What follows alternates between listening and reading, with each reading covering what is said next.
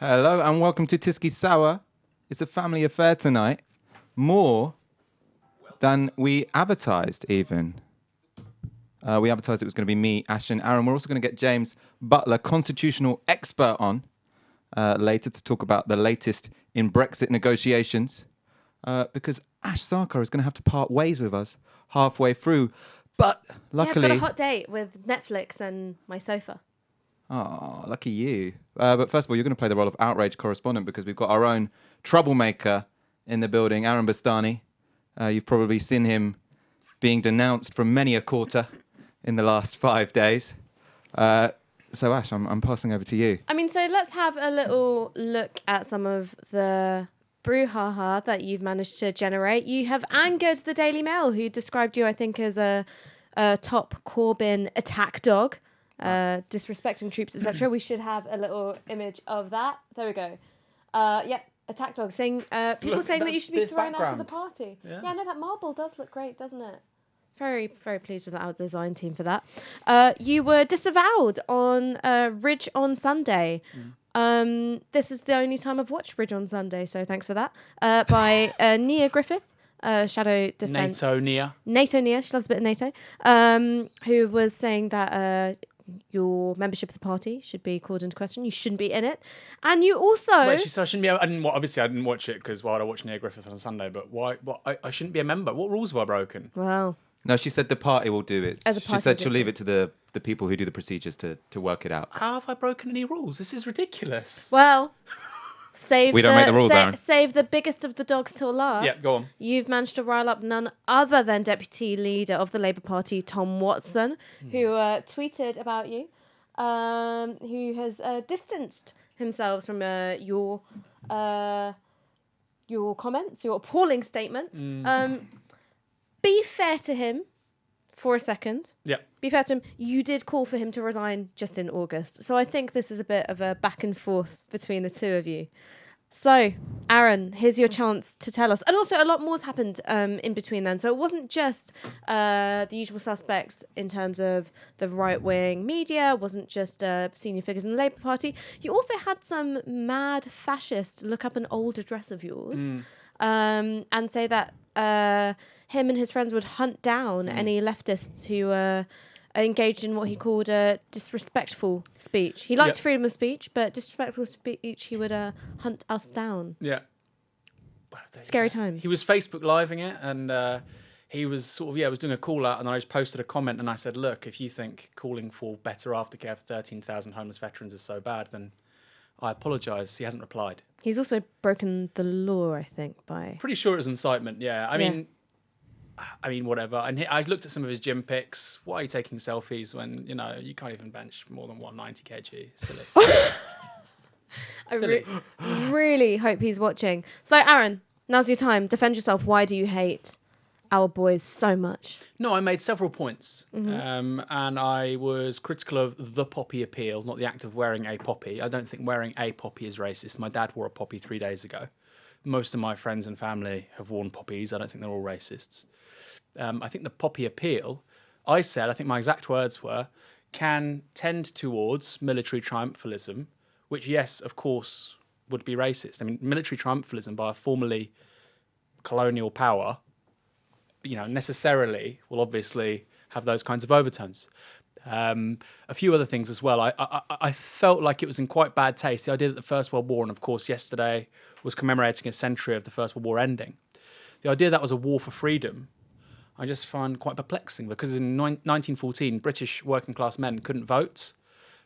German men could vote after 1871. Women under 30 in this country couldn't vote until 1928. And of course, the year after the First World War ended, there was the Amritsar massacre in India where 1,000 Indians died. It was seen as the birth of Indian nationalism. I mean, were they freedom fighters, the people that were shooting those people at Amritsar? Or, when the Brits got rid of Mossadegh in 1953 in Iran, a democratic government, was that freedom? Or when they oversaw regime change in a range of countries across the Arabian Peninsula, really up until the 70s. I mean, you still have it softly in terms of assisting the regimes over there. You've got Bahrain, Saudi Arabia. So those were my misgivings. And yeah, I mean, I thought I was pretty clear, but obviously when the sort of the shot to the heart, the silver bullet was obviously these people condensing a 59-minute video to 70 seconds. The things I've said about veterans and so on. And clearly, if your grandma had cancer, you wouldn't be like, oh, thank goodness there's this charity looking after her. You'd be like, well, I pay my taxes to the state to do this. So why, if this country loves its military so much, why is it relying on a charity for aftercare? Well, I wanna go into this and sort of break down, I think, lots of the mood around, poppy wearing and how it seems to like increase in pitch year on year on year, because I've got some thoughts about it. But turns out you're not alone. There has been someone else who hasn't been sufficiently respectful, and that man is none other than Jeremy Corbyn. If we look at the Metro's coverage of apparently his small poppy pin and hoodie, it was an anorak. All right, he's not going to get kicked out of a shopping centre for wearing it. But you made an interesting point about this coverage. Yeah, I mean, everyone had done this. So the Metro did it, Daily Mail did it, and I think it's just a very modern facet of political journalism, which is every journalist is too embarrassed to say that they're the ones who are offended or who thought it was outrageous. So obviously the moment the Metro journalist saw Jeremy Corbyn in an anorak, they're like, oh my God, this is going to be a political story. But they feel it's below them to say, outrageous, Jeremy Corbyn wore anorak to the cenotaph, because they know how ridiculous the story it is. So they have to take a step back and objectively report that someone else is outraged. So someone else is outraged at Jeremy Corbyn wearing an anorak. Obviously, we wouldn't make any judgment about whether or not it's okay to wear an anorak to the cenotaph. We're just reporting.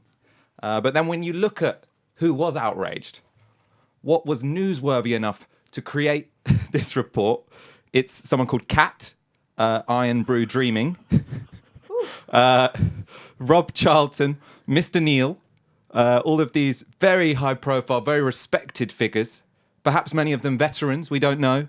All of these people who were outraged, which makes it incredibly newsworthy. I think the That's really smart. He was like, wearing two poppies. Yeah, go back He's to got that. two poppy pins. He looks like a Matalan model or something. A Matalan model? Like, Grandad Matalan model. Grandad Matalan. He looks really slick.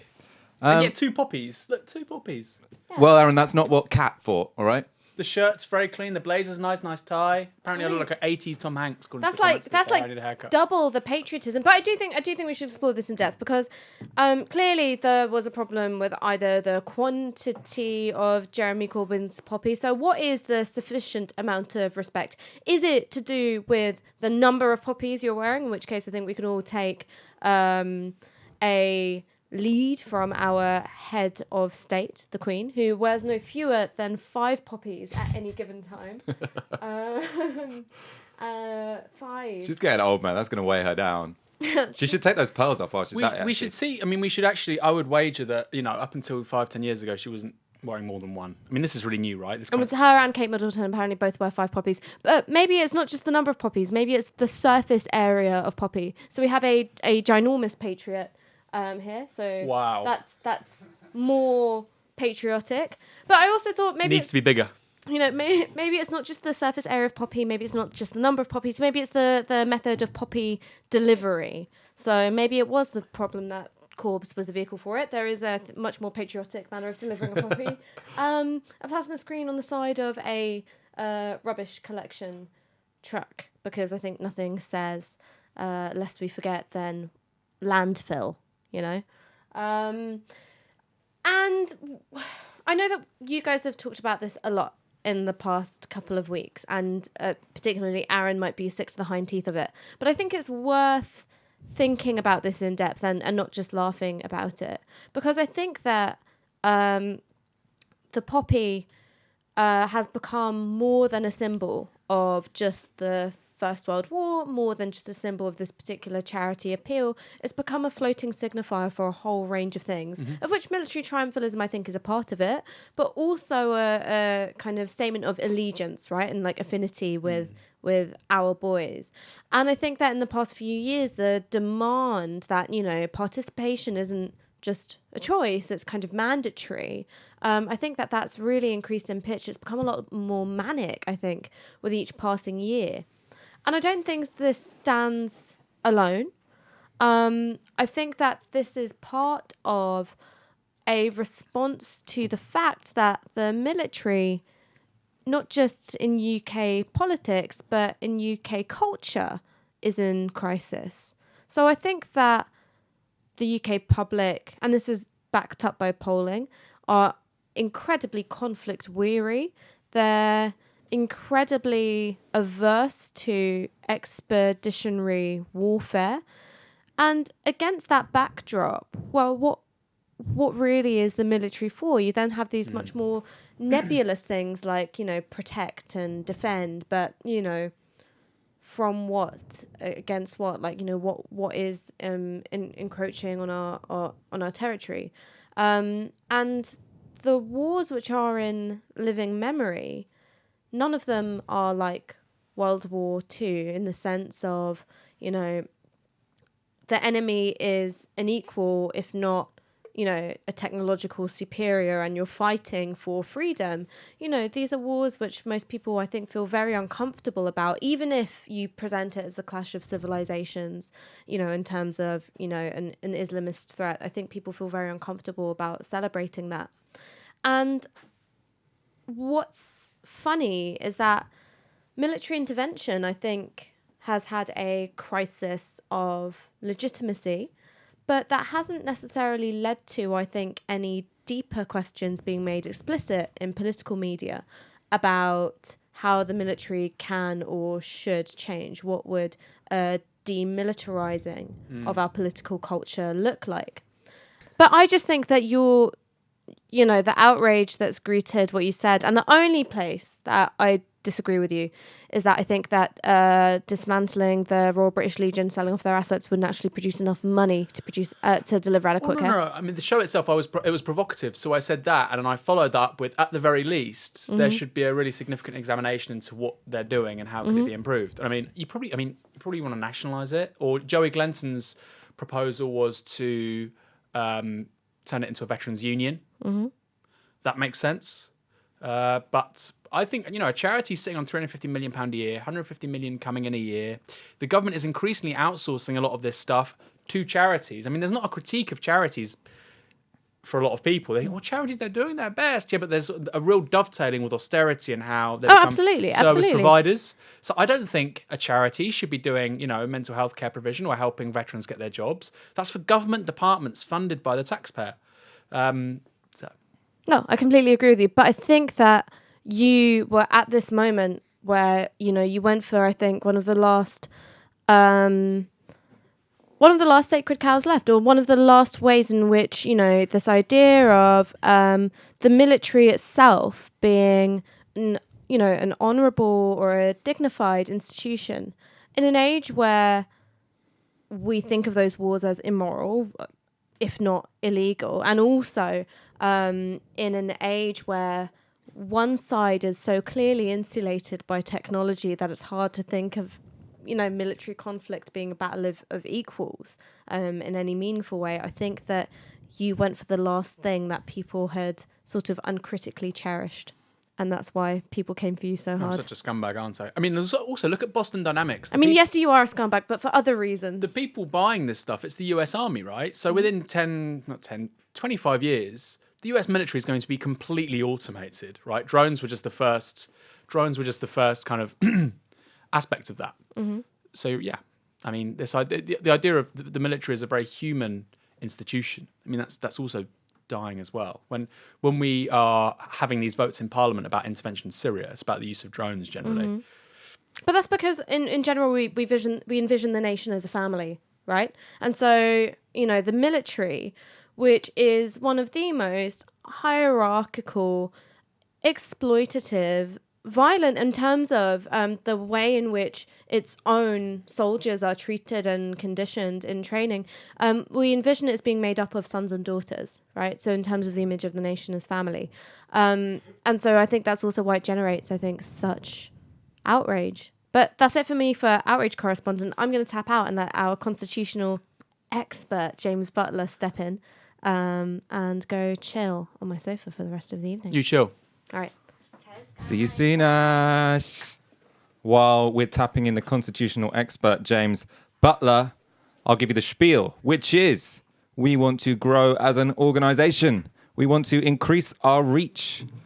So please, if you are not already, subscribe to our YouTube channel. If you haven't already, please like this video so more people see it. Share it on Facebook, share it on Twitter. And of course, we can't expand without the money to do so. So please go to support.novaramedia.com. You've heard the ask enough by now. It's for 1 hour's wage a month so we can continue working around the clock. Many thanks for all of you who have supported already.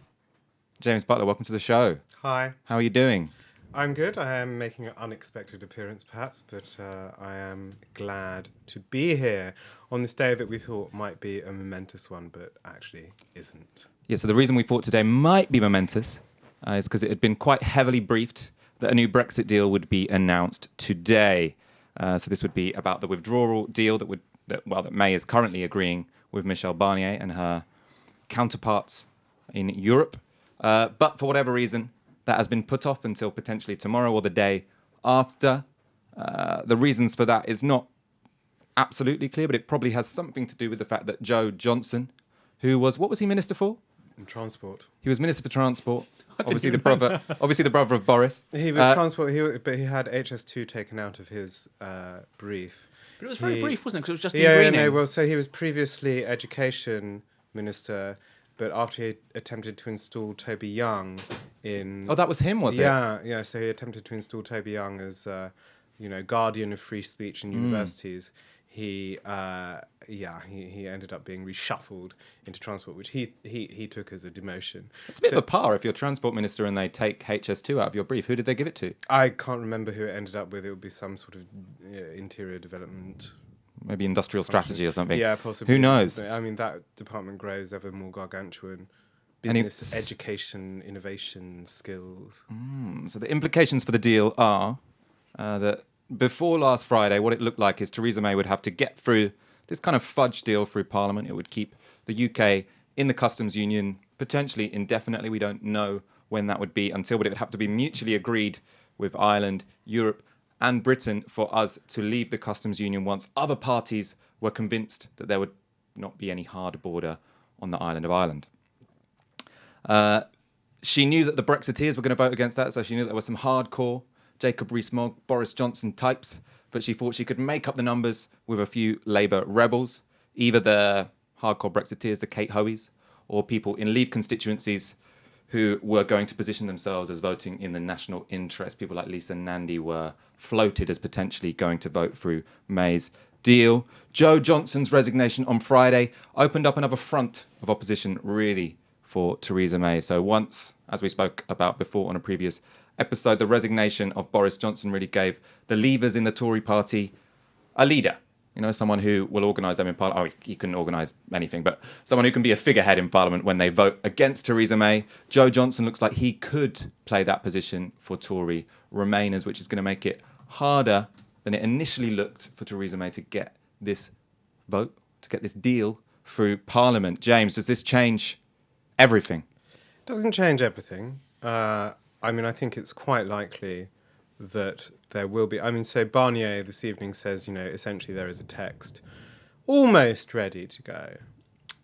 But he is convinced that it's going to require the political assent of Britain's Parliament, and that's where it gets tricky. So you had Penny Mordaunt on the radio this morning saying, there are two checks to Theresa May, and one is Cabinet. So Cabinet... need to approve the deal to put it before Parliament. It's likely that she will be presenting that deal to Cabinet at some point soon. If it's not today, it'll be tomorrow or the day after. The problem she has is probably the same problem she had around Chequers. Now, we know now that the meeting they had during Chequers was a bunch of people sort of throwing tantrums and then, as is often the case with a political cabinet, losing their spines and then voting to approve it. That may well be what happens again with the cabinet. If so, it then comes before Parliament. As you say, there are problems there. So there are problems. The DUP has said today that, almost echoing Ed Miliband, that negotiations are ongoing. They're not yet convinced that there won't be a significant territorial change to the status of Northern Ireland under the agreement that's coming down the pipeline. And the thing to understand about the DUP is that they really will vote against this if they believe it will change the territorial status of Northern Ireland. That will happen.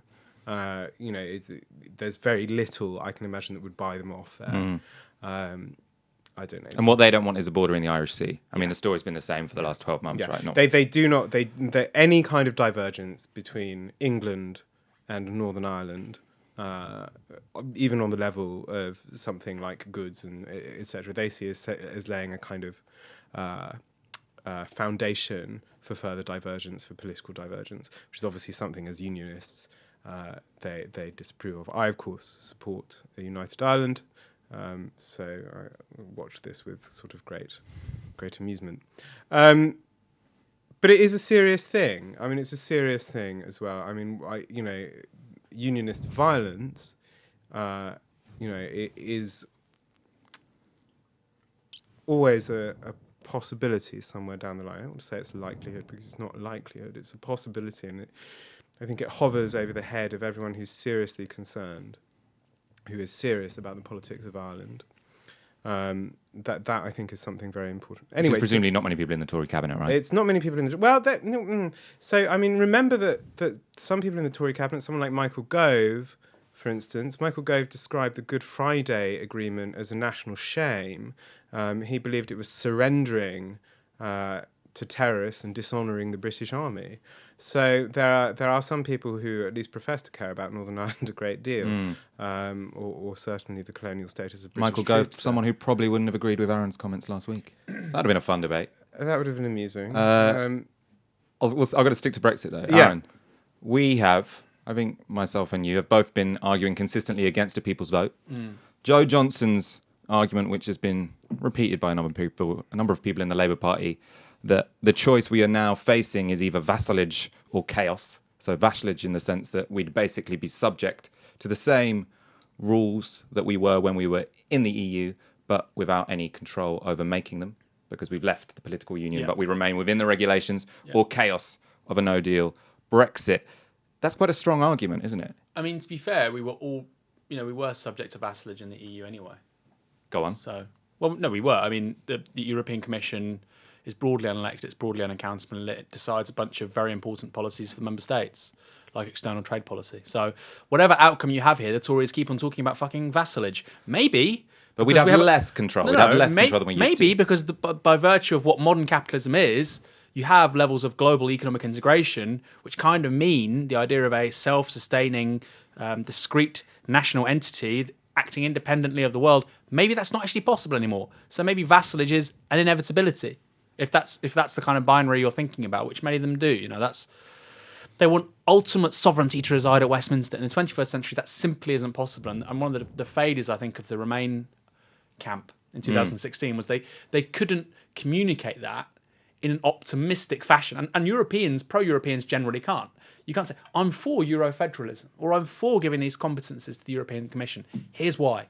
Instead, they say, oh, no, they don't have it. Actually, it's actually very democratic. It's like, no, it's not.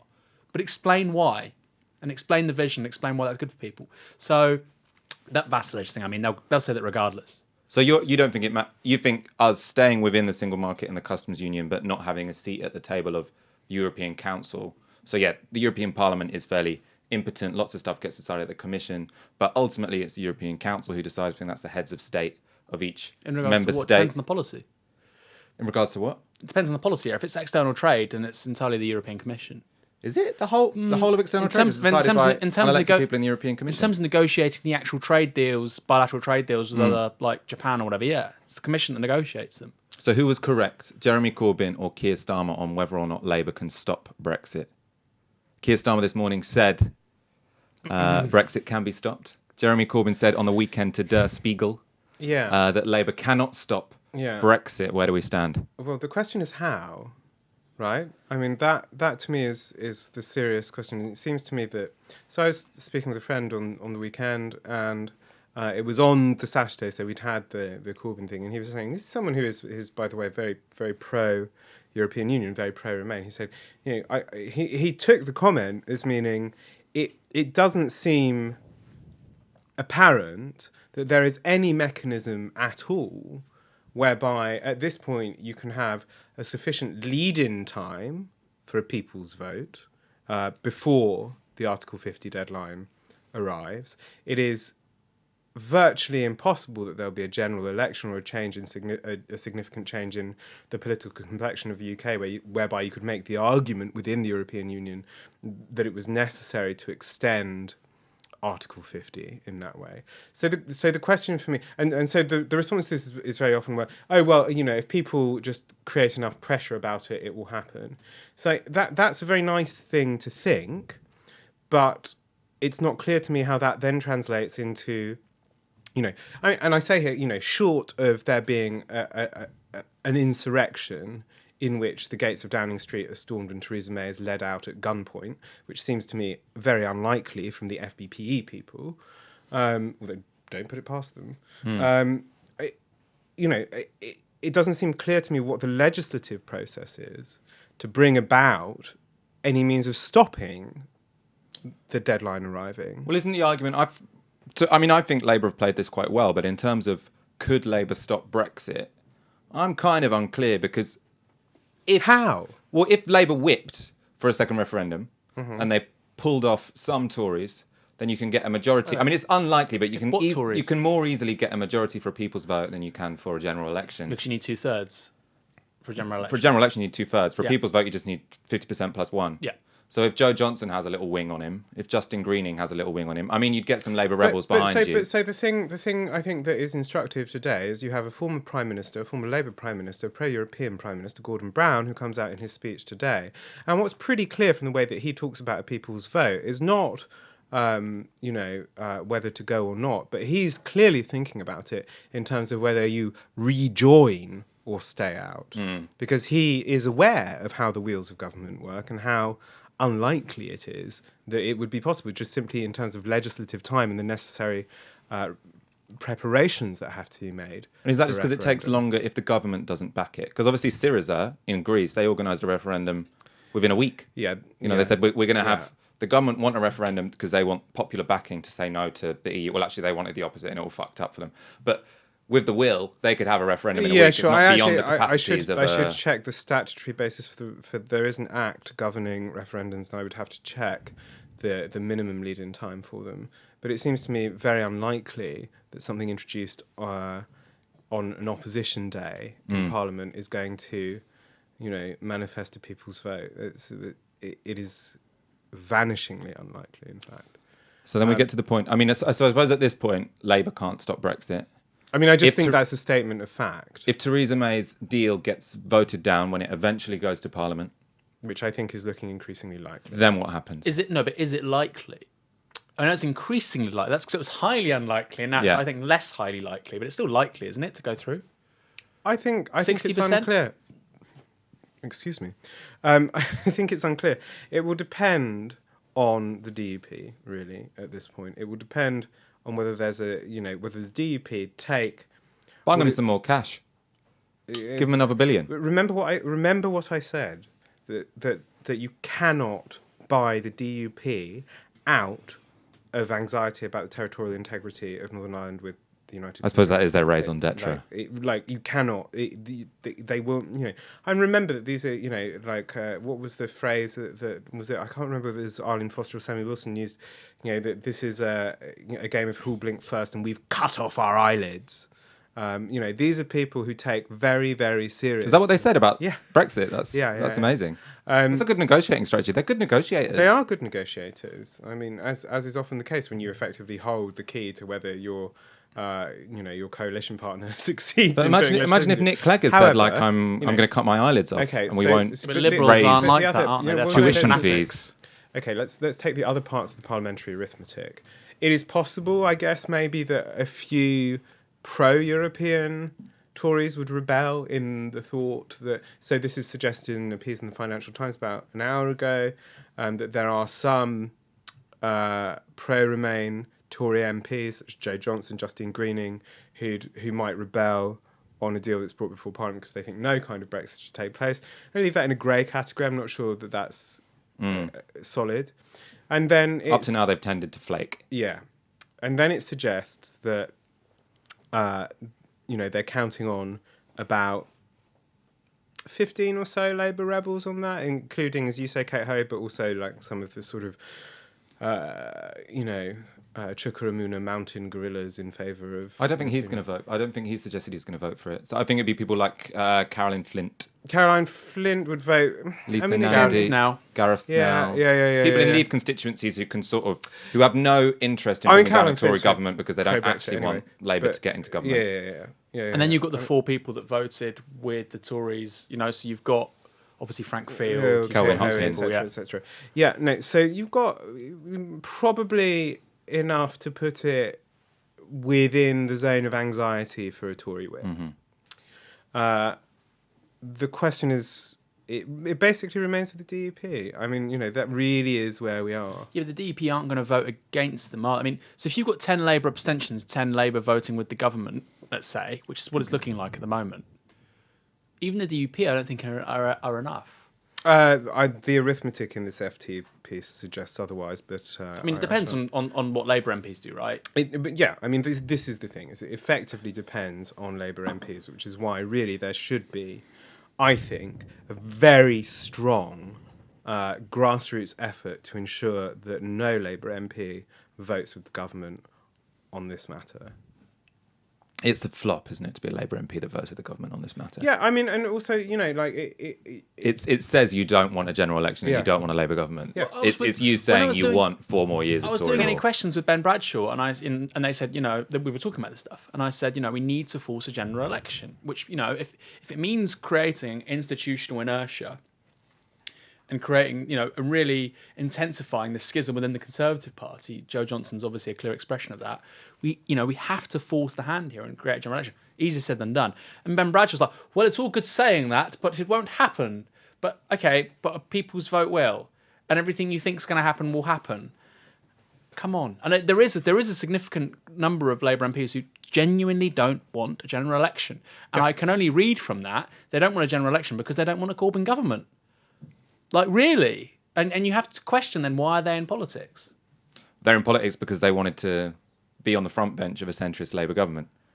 Or a centrist Labour Party. They probably would have been... They'd prefer never to would be have in been- opposition Yeah. of a centrist Labour Party than on the backbenches of They a never Corbyn would have been in government. government ever again. Ever. I just Anyway, want that's why to- it's lucky we won some reforms to the selection processes. So any Labour MP who seems like they'd prefer a Tory government to a Labour government, or who'd prefer to be in the shadow cabinet of a centrist Labour Party than on the backbenches of a socialist Labour government, it's probably a good time to think about deselecting them and replacing them with someone who does want a Labour government. That seems to me a very wise thing to do. All right, James, you were going to say something. I was just going to read something out from this is a source and unnamed European Research Group member, which is the grouping in the Tory party who are very pro Brexit, very hard Brexit. They love the idea of the kind of deregulation, etc., that will come with it. He says, she, I don't know, it's not gender specific. The numbers don't add up for the PM. She is playing the clock out, but everybody is just waiting for her to move. The assumption is that when she does, hell will hath no fury. Well, clearly not Jacob Rees-Mogg, because the grammar there is not quite right. Although Rees-Mogg's Latin is often wrong, so... I can't believe Novara Media is criticising Rees-Mogg for not having correct Latin. Oh, I'm just saying, if you trade on it, you should get it right. I mean, that's what these people are like, right? Gary's saying he's bored, by the way, in the comments. Yeah, that's bad. I just That's find bad that's kind of promotion, unprofessional, Gary. Gary. I don't know if that's in your contract. Yeah, I don't think he has a contract. Not yet.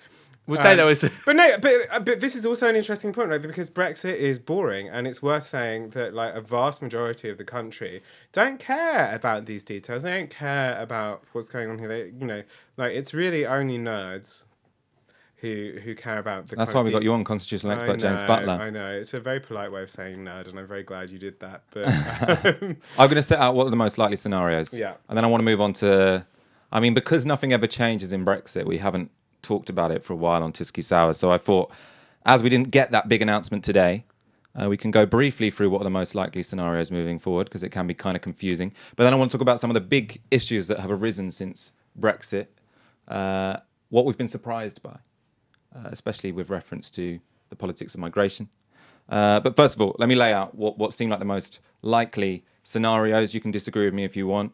So the most likely scenario is that we get some fudge deal. It's a fudge withdrawal agreement. Well, the withdrawal agreement can't be a fudge because that's legally binding. So we have a withdrawal agreement that keeps us in the customs union and in lots of parts of the single market. A political declaration which leaves open many a possibility so that MPs from both Leave and Remain factions can feel comfortable voting for a motion which essentially saves May. They're not voting for it because they want this particular type of Brexit. They're voting for it because they don't want a general election and they don't want a no deal. So you can get that through in about 2 years, 3 years. Potentially we think about moving to some sort of free trade agreement, but by then maybe all the toxicity of the debate will have gone away and basically we'll just have a soft Brexit until we rejoin in about 10 years. The other option is that this falls when it goes to Parliament, and then we have a political crisis, and we potentially have we don't know what would happen at that point. So either there'd be a crisis in the financial markets, and that would make some of the more market-oriented Brexiteers have a panic and basically vote for Theresa May's deal because they're worried that their assets might go down in value. I don't think that's necessarily true, but... So you think if it got voted down in Parliament, they might still play ball and we'd have a no-deal Brexit? Yeah.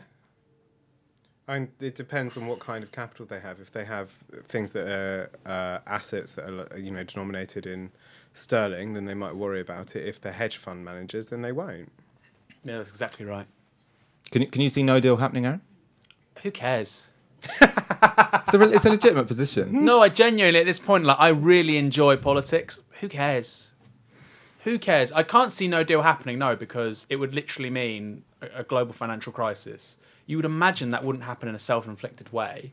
That said, I mean, right now it does look quite possible. It does look really possible. Well, I mean, if the last few years have taught us anything, it's that the capitalist class is not always the most cunning on the planet, right? It's really striking that they sort of take aim at their own foot and just go. But Tom Kibasi's piece on this in The Guardian was good. And Tom, like anybody, he could be wrong.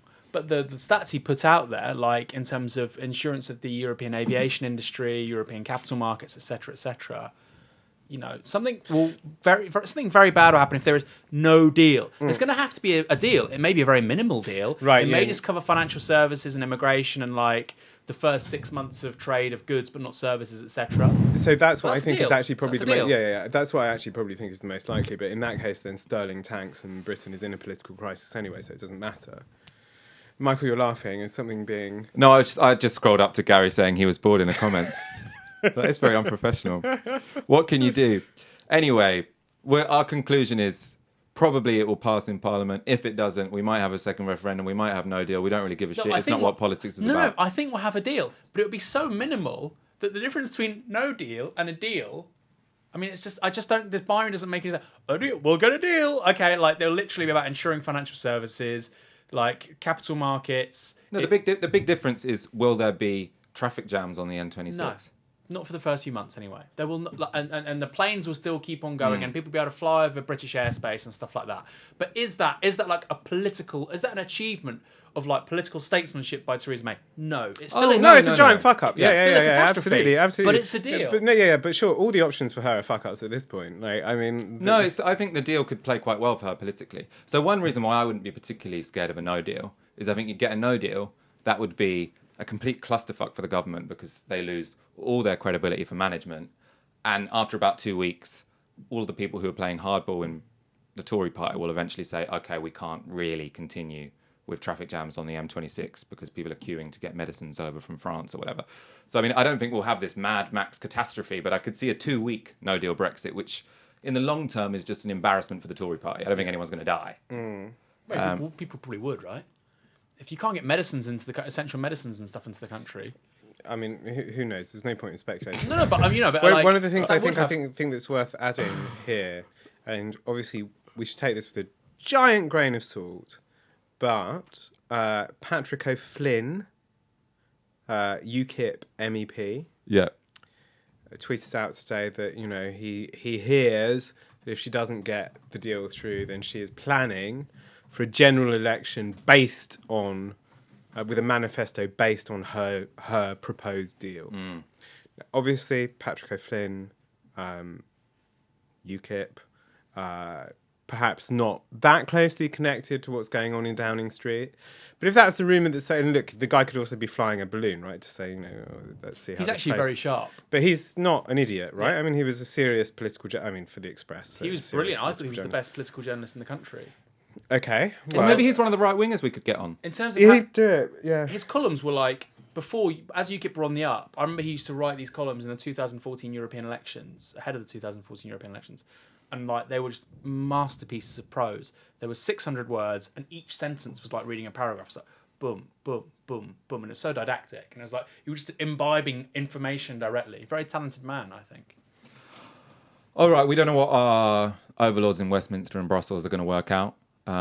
Whether or not May's Brexit deal is going to pass in Parliament. If it does, if it doesn't, I'm sure we will broach this issue on a future edition of Tiski Sour. Before we go to questions, I want to quickly talk about what you've been surprised by since we voted Brexit 2 years ago. So, I mean, one thing that I'd put forward is that many people, when they argued against leaving the EU in 2016, said that what it would unleash would be a sort of festival of reaction, a festival of xenophobia, and everyone would suddenly, it would be confirmed that immigrants were bad.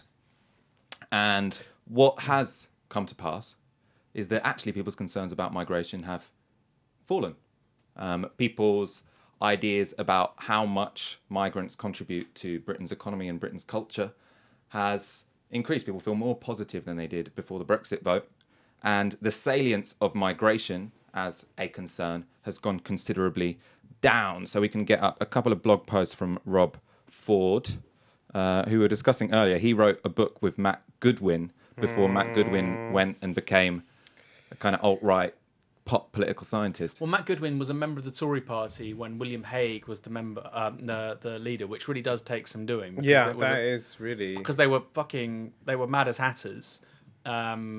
And I once said to Rob Ford, "You were a member of the Tories when," and he was like, "No, that was McQuiggin." He's probably so used to getting like approached, like you did X, Y, stupid thing. It's like, no, that was the other guy who I read the book with. Rob Ford's actually quite sharp, and I think Matt Goodwin's a bit of a. Well, I mean, he's a conservative. He's and a particularly hard and unpleasant conservative. I think he's a xeno-conservative, right? Yeah, I mean, Gary, if you're still awake, can you get up some of these graphs on the Rob Ford blog? I just got a quick last question. Michael Daw, does Aaron genuinely believe the shite he just spouted about O'Flynn? Yes, he absolutely knew his audience. He absolutely knew how to communicate with them and persuade them. That was what I respect about him. That's what I respect about the way he operated, not about him. I don't respect him, but there was something to learn there. He had a register that was just perfectly suited to his audience. All right, Gary, can we get some up?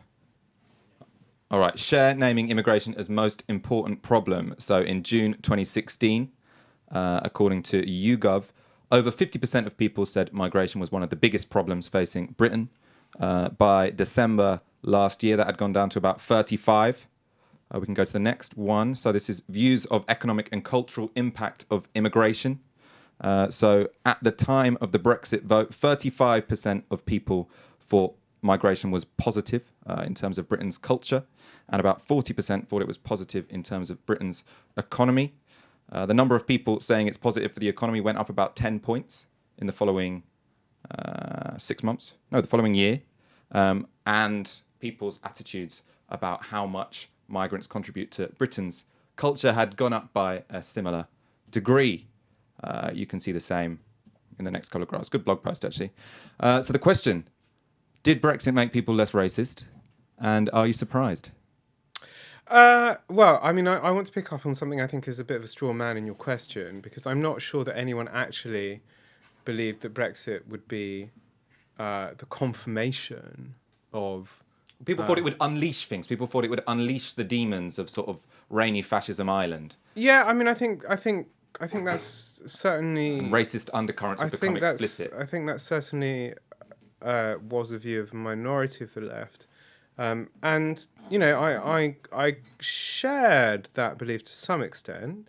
Actually, what I suggested at the time, what I think is true, is that much of the Brexit sentiment was driven by concern about migration, that immediately after the vote, we're now in a period of sort of political limbo in a way, right? So you've had the vote and the expression of your desire to reduce migration, which was one of the major drivers of the Brexit vote. There's no point in denying that.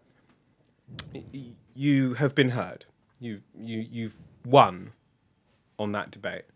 And so naturally, obviously, as a concern, it diminishes. The question for me is whether that's then a permanent effect, because you're actually not going to see a significant reduction in the number of foreigners in this country. You're not going to see a significant reduction in the number of people of different cultures in this country. The EU citizens who are here will be here permanently. They will be offered the option to be here permanently. That seems to me inevitable. But So didn't we though? Sorry? Like, because the pound weakened as a result of Brexit, there were fewer people in certain economic sectors coming over. Yes, it's true. Because British capitalists managed to shoot themselves in the face, there is less of an influx and more of a return. And it's also helpful that several of the Eastern European economies, particularly Poland, are now booming or are experiencing significant growth. Yeah, sure, fine. It doesn't seem clear to me that after the beginning of April next year, that those concerns won't continue to increase. And it doesn't seem clear to me that the far right can't play on it as well, to say, like, we voted for Brexit to deliver this and it hasn't been delivered. That to me seems a very, very possible avenue for the far right. So in a sense, it's like Chou En-lai said about, the French Revolution, or he didn't actually say it about the French Revolution, it is too soon to tell. I mean, Rob Ford did a follow-up because he said when he wrote this post, many people said maybe it's just that people think that migration will go down, so they're not concerned because they think it will reduce. He then sort of ran this data against what people thought would be the future of migration to Britain, and found there wasn't really any relationship between people's improving attitudes towards migration and their belief that migration would fall.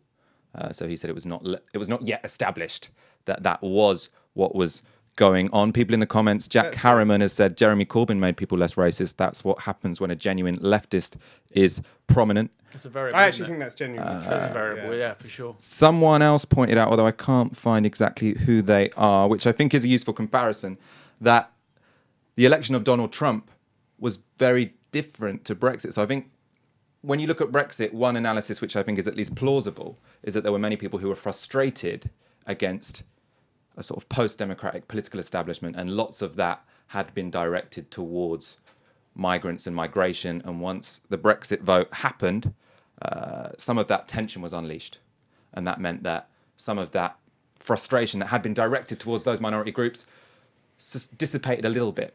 The difference with Donald Trump is that frustration led to the election of a far-right politician. And so that has only been exaggerated. Yeah, look. So I think we got lucky with Brexit. Absolutely. Yeah, look, I mean, this is a real thing, right? Like, I mean, it has been the case for decades that effectively policy elites, neoliberals, have insulated major mechanisms of governance, including about migration, but especially about economics, from popular control. There is a hilarious book by a major European Union theorist called Gian Domenico Maione, who is a theorist about, and he essentially argues that the rights of economic policymakers, so people who set, central bankers, etc., and those kind of decisions, should be as insulated from popular democratic control as the kind of rights that we give to people of different races to be treated equally before the law. That's the kind of like natural rights. The natural rights of economic policymakers to make he's policy unimpeded from He's democratic suggesting that control. they are the kind of things that suffer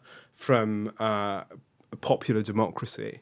And so he's saying you wouldn't allow a 90% white country to murder the 10% BAME population. In a similar way, you would not allow the vast majority of people who don't understand economics to set economic policy. It's really startling, really telling perspective. But anyway, I mean, so included in that, including those things that taking away is migration. And I think, there's a point that Perry Anderson made many years ago, is to say, look, ultimately, the British electorate have been denied a say on these things, and the absence of democratic rights breeds contempt, breeds resentment, breeds hatred. And whether one likes it or not, and I should say I don't like it, one has to allow these things to happen. And there's the only way to lance the boil is to have a democratic exercise. I don't think that democratic exercise is by any means over. Democratic struggle over the rights of migrants in the UK, and democratic struggle over the meaning of the nation state, a democratic struggle over those things is still extremely important. Aaron, you played kind of an interesting role during the Brexit debate. So you initially backed Lexit, for, I think, sort of reasons pertaining to democracy, economy, trade. Yeah. And then towards the end, you said, look, this campaign is too racist. I can't really be a part of this. And switched to Remain. Do you think that was a mistake? No, there wasn't. I mean, there was no left leave campaign. There just wasn't. And there was very few people like me. I wish there was. If there had been, I would have stuck to my guns, but there wasn't. So what can you do? And I think every single criticism I made of the EU and the single market I would make today, I wasn't wrong about anything. I mean, that's been my position, right? So I backed Remain at the time because I thought chaos is great for the left if we're in a position to, well, I mean, chaos is a bit much, but, a jolt to the political system. No, state of national emergency. And a jolt to the political system is brilliant if the left are in a position to take advantage of it. But at that point in time, I didn't really see the left as ready to take advantage of it. I thought that if we had the kind of volatility that Brexit would bring about, then the only people able to do a shock doctrine would be the far right. It turned out that actually the political left in Britain had a lot more capacity than we would have initially thought. And I think, actually, in terms of the effect it's had on British democracy, on sort of people's concept of what can change, what is beyond democratic control, I think Brexit's been fairly helpful. Yeah, I mean, the equivalent to think about here is states of national emergency, and the obvious and very famous one is the post-World War II state of national emergency and, dire situation in which, now look, I'm not the kind of person who says, we should definitely, blow ourselves up in order to be able to rebuild something new from the wreckage. That's a clearly not very clever thing to think. Nonetheless, the sense of there being a political emergency is not always a bad one for the left. People get very scared about it. They say, oh, well, in conditions of emergency, fascists always win. It's not true. It's not true. In conditions of emergency, the left can win as well. This was true in Russia. It's been true, across history that in conditions of emergency, the political is open in ways it's not at other times. I mean, pretty much actually for most of the 19th century, the left won. There was political emergency in 1848 revolutions, they failed and so on, but still incrementally, when you look at industrial rights, when you look at suffrage, when you look at wages, union levels, there was clearly a...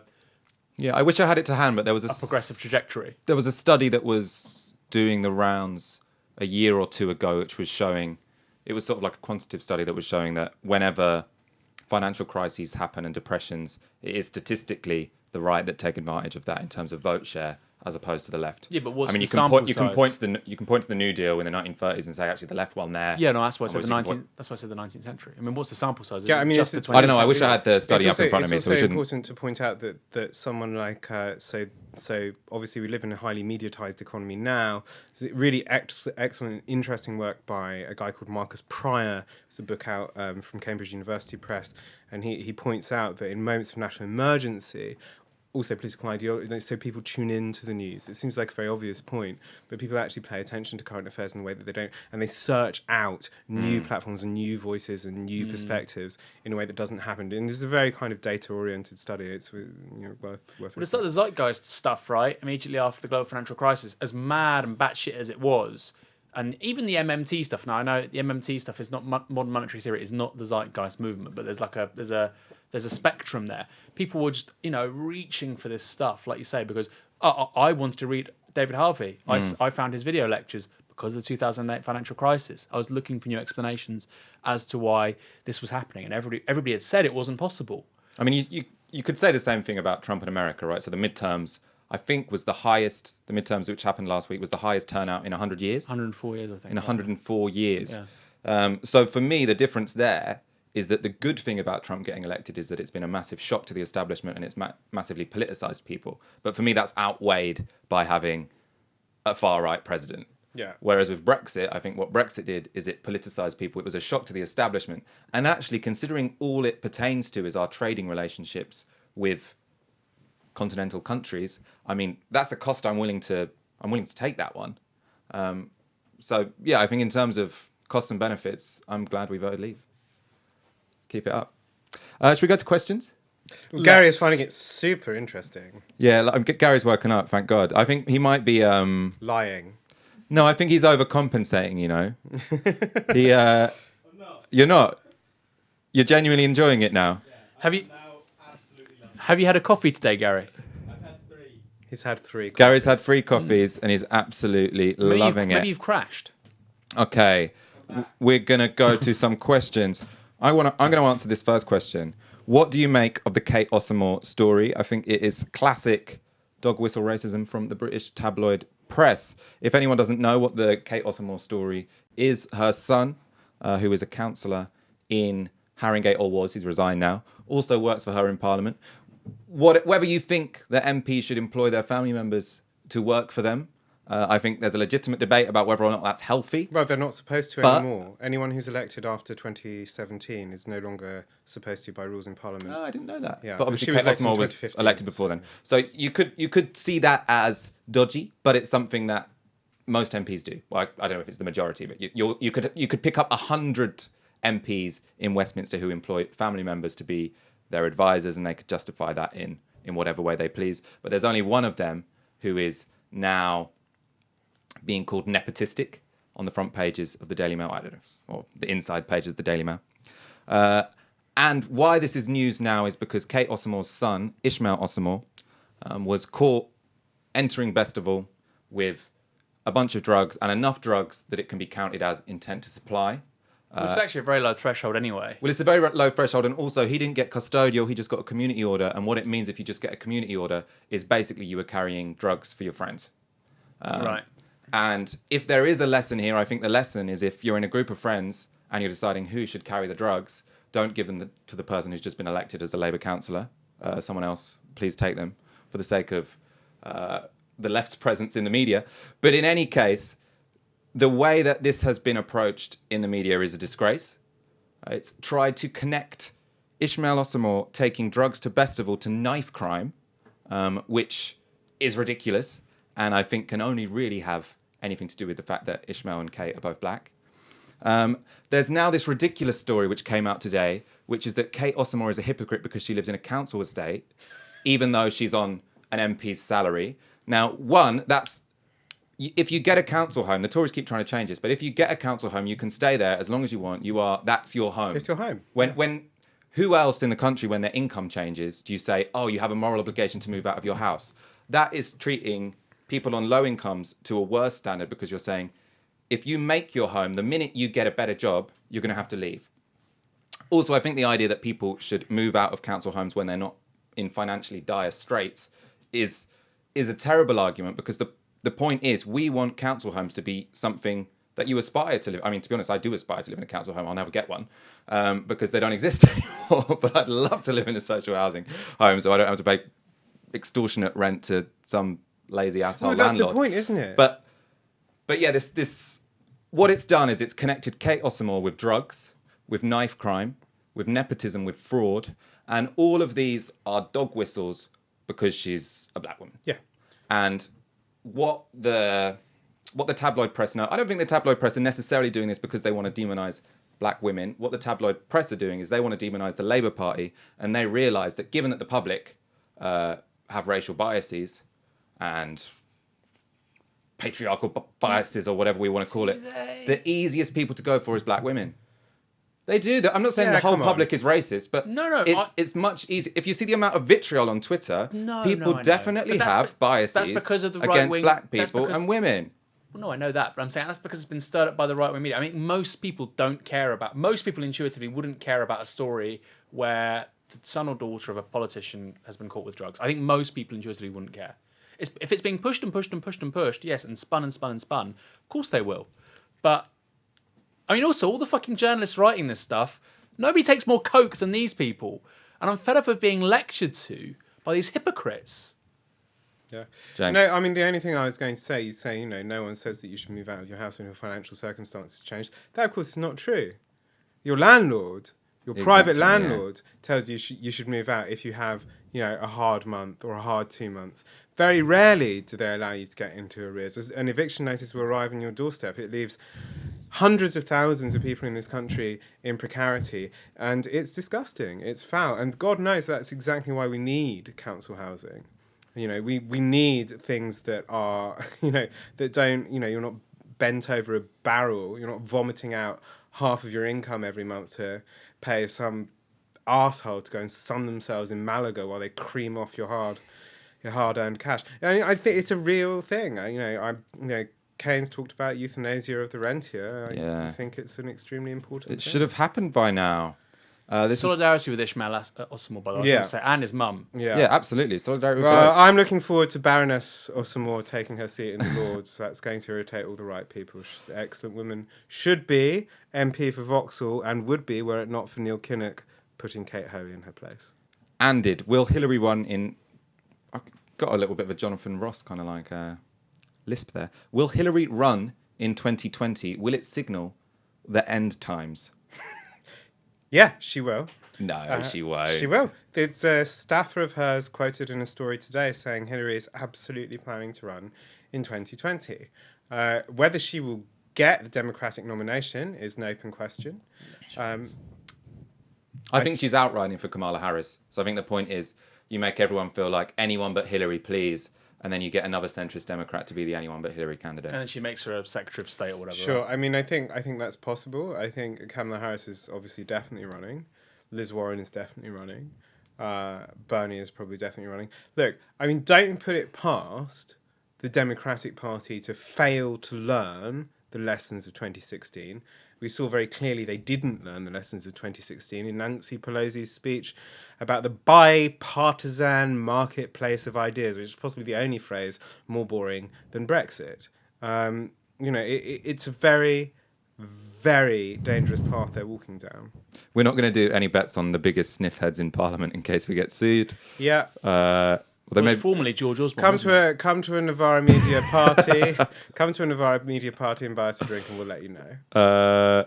Will the Tory immigration target be dropped amid an inevitable climb down, or will it persist in the next election? From Stuart Mills. I think it kind of already was dropped, no? Or have they not dropped it yet? Haven't dropped it yet. They've said they haven't done it, but that doesn't mean it's dropped. Aaron?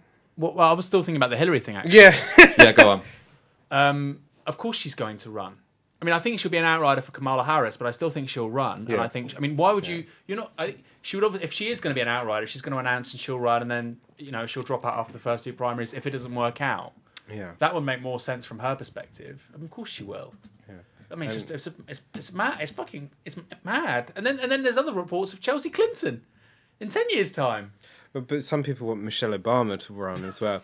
It's like interesting that you set up a republic and then these dynasties arrive, right? I mean, it's fascinating. Anyway, I mean, I find Clinton very difficult. Anyway, I mean, what would be her pitch? What would she run on? What would she say? Even more experienced than last time. I wear pantsuits. I vape.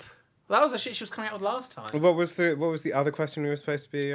What was the next one? Will the Tory immigration target be dropped amid an inevitable climb down, or will it persist in the next election? They From won't Stuart drop Mills? the target, but they'll just fail to meet it again. That's what they always do, right? They've never successfully met their immigration targets, but they will set them in a manifesto because their base really like immigration targets. They really like a hard number. They like the idea of a hard number. They never meet them, and it's a kind of accepted two-facedness on the part of the capitalist class. They like the fact that the Tories, are willing to lie about these things. Do you guys think that the Labour Party should commit to PR, proportional representation, by the next time round if we perform bad at the general election? Any strong feelings? Labour and PR. I mean, I was one of those people who wanted an elected second House of Lords, pro-referenda, PR, Republic, all these things. I still am pro-Republic. I still want an elected second House, or if not just total abolition. But I'm not a fan of referenda. And I do think that the Westminster system does have something to commend it in terms of allowing governments to have a mandate. That said, I don't think the present system is particularly good. So if we did adopt a proportional representation system, I'd probably prefer something like the German AMS system. I wouldn't want something which meant we had 7 or 8 parties in government, because that in the early 20th century that did give rise to fascism. And we know, and I didn't really take this argument really at face value, but I think, a two-party system is a decent bulwark against fascism in so much as it literally has to go within one of the major parties, as one might argue was beginning to happen in the 80s with the Tories and elective dictatorship with Thatcher, etc. Mm-hmm. So I'm adverse to two parties. I'm adverse to many parties, like in the Netherlands right now. I think the largest party is polling like 18%. You can't govern a country like that if you're a representative democracy. So I think additional member system would be smart, and I think probably in both houses. James, strong opinions? No strong opinions. I mean, I broadly agree. More important for me is abolishing the Lords. I mean, I think it's a dreadful anachronism. So would you have 1 or 2 houses? One's quite populist, isn't it? I quite like unicameral legislations. I quite like the absolute sovereignty of an elected body. I think that's extremely important. The arguments for a second chamber, by the way, I should rehearse them, are about, checking. I mean, it's the Athenian Mytilene debate, right? So this is that debate. They say fuck off. They say so the assembly, the Bouli in Athens, decides, let's send a bunch of people to kill everyone in the city. And then the next day they decide, actually, that was a really bad idea. Maybe we should, let's send another one after them to ensure they don't do it. And then the second thing catches up and they end up not destroying the city. And the point that this is supposed to make is that you're supposed to allow democratic assemblies the ability to reflect, bring in a wider perspective, change their mind, so you don't have a kind of very rapid and possibly violent transition between policies and so on and so on. In Britain, that has generally meant the aristocracy sitting there going like, well, I don't think you should take my land, so no. Okay, we've got a curveball that's very much related. Would you be open to a House of Representatives chosen by lottery, a la the jury system? Yes. I think that'd be kind of cool, wouldn't it? Yes, I'm really into sortition. It would be very cool, but we haven't. I mean, we also there's a general absence of political education in this country. Well, that would presumably increase it, right? In the ideal republic, you would absolutely have that. Yes. I like this one from Scum Gang. Is Bastani an electoralist through and through? I guessed Michael was, but that's surprising. What's an electoralist? I don't know. What's an electoralist, Scum Gang? I don't believe in direct democracy. Really? What, at the level of the nation state? No. I mean, in workplaces, of course, yeah, but not at the level of the nation state. We have like Occupy Wall Street style. Sure. No. Human microphones. microphones. That's obviously preposterous. Yeah, I know. I believe in forms of representative democracy for sure. I'm into representative democracy. Oh, I know you are. I think it's great. But ultimately, economic life shouldn't be as subordinated to political representation as it presently is. That's the point, right? Marx talks about this. Anyway. I think the one thing representative democracy is quite good at is providing a mechanism by which you can get rid of a shit government. So it's a good backstop, as it were. So you can democratise the economy as much as you want. I think that'd be brilliant. But so long as you have a transparent representative system where if it's all going to shit, you can replace them. I think that's good. Except these days, you used to be able to, really fuck a government by voting down their budget in this country because of the weird sort of human centipede that was, Oh God. I've only had one, but the table's too small. My beer just fell off, if you didn't see that. Get some more. I just mean every 5 years. I mean, because if you don't have a representative system, then you can have the same shit-ass government for 50 years. You can do a lot in 5 years. I mean... You can do a hell of a lot. Look, Labour, between 1945 and 1950, transformed the British economy. And the after effects are still felt today. This is my worry. Like the whole... Corbyn, I'd rather have a Labour government, literally like a banshee, for 5 years, changing everything, like boom, boom, boom, boom, boom, transforming civil society, transforming the economy, transforming how politics works. They're like, we're going to govern for 15 years. Maybe I'm this like, does actually interestingly bring us back to Brexit, because it's something that Richard Tuck, political theorist at Harvard, English guy, but in the United States now, says about British politicians. They don't realise, actually, because of the weird nature of the British political system, how much power a British government has, and how much they had given away as part of acceding to membership of the European Union. Tuck makes the argument, I think it's an argument worth considering and worth recognising and worth thinking about seriously, that a left-wing government with a majority in Britain could transform and not bound by European constitutional rules, could transform the economy in ways that are unthinkable in other political systems. the US, right? I mean, Abby Wilkinson's just written an article about this for The Guardian. The US really has, phenomenal. I mean, there's a reason why as a republic it's lasted a quarter of a millennium. It's because stuff fucking is terrifyingly slow. And even with Trump, I don't think Trump's going to end the republic because, we've just had the midterms and now he's lost, was it the Senate? Yeah, he's lost the House of Representatives, sorry. He's won extra seats in the Senate. I think Britain's actually quite unique in that respect, and it's something we shouldn't take for granted. There's a simple question with a simple factual answer from Darius Cooper. Why do you think CLPs aren't deselecting hostile right-wing MPs? That's because the process whereby which that can happen hasn't started yet, so we have to wait for the NEC to start the trigger ballot process, at which point it will be up to CLP branches to decide whether to reselect their MP or whether they want to open up an open selection process. It's important that they do that as well, right? Because last time there was a surprise election, they imposed candidates on branches. Yeah. Well, to be honest, it's always going to be difficult Yeah. to have an accountable process for selecting MPs if an election is a surprise. I think we have to accept that party democracy will be imperfect to the extent that we sometimes have to, just do things in a hurry. For Aaron, we should probably end soon. We've been on for a while. Was there one more question? Aaron, there was one for you, which is from Jane Pickering. Please could Aaron talk about any encounters he had with the Any Questions audience and what they were like? So I'm not sure if everyone in the audience heard, but Aaron was on Any Questions on Friday night on Radio 4 with Ben Bradshaw. Nadim Zahawi. The president of the Farmers Union. Yep, she was lovely.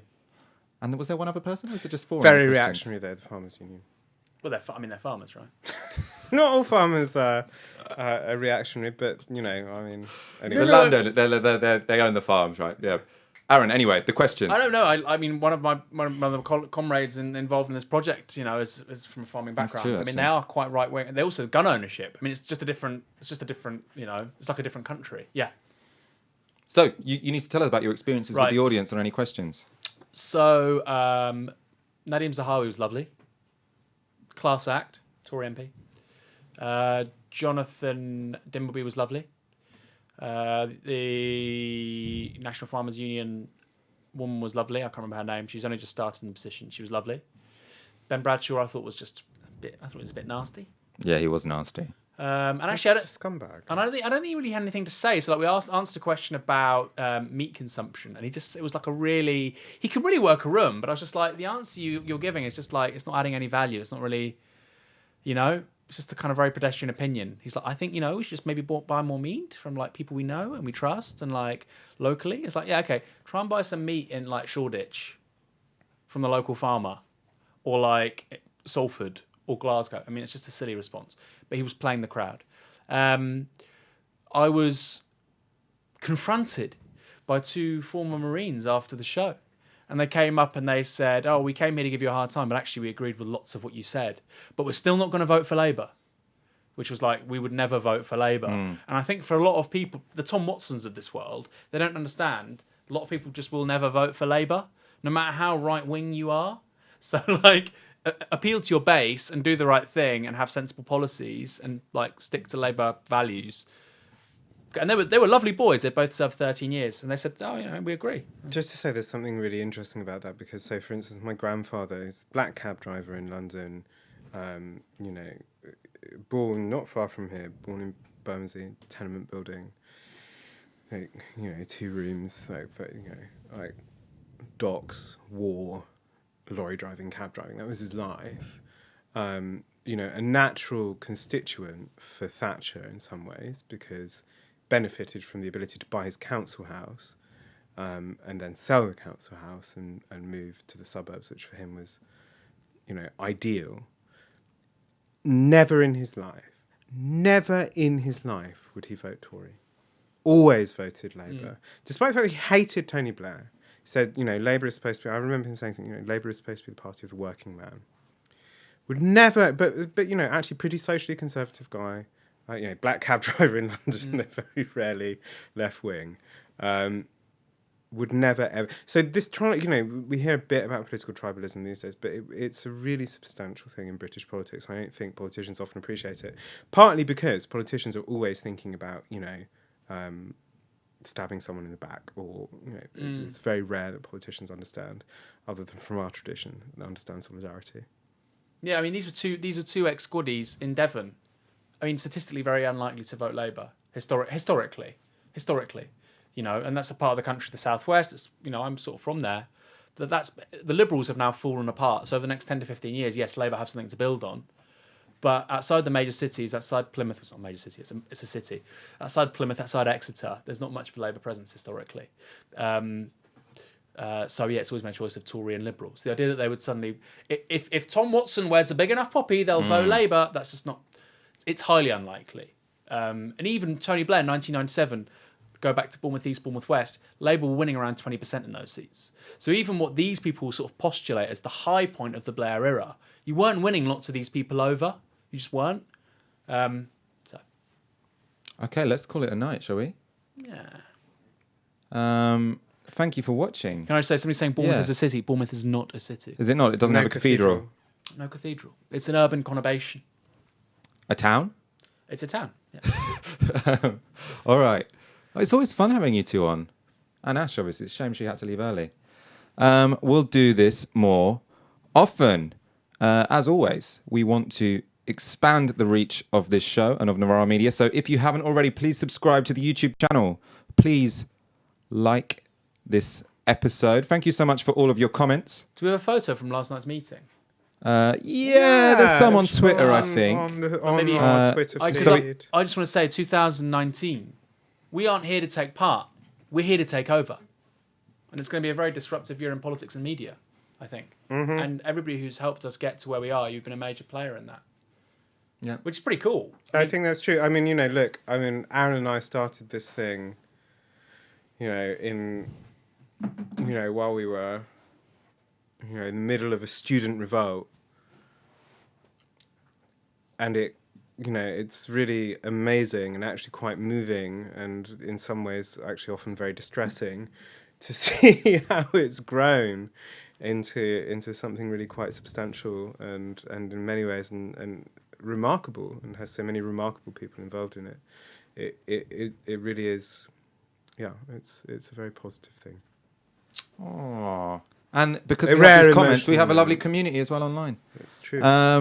We will be back, same time, same place, next Monday, depending on what big disruptive events happen in UK politics. I'm not sure what it's going to be about yet, but I'm sure it will be brilliant. Thank you for watching. Thank you for joining me, James Butler. It was a great pleasure to be here. Thank you for joining me, Aaron Bastani. Thank you. This was Tiski Sauer. We are Novara Media. Good night.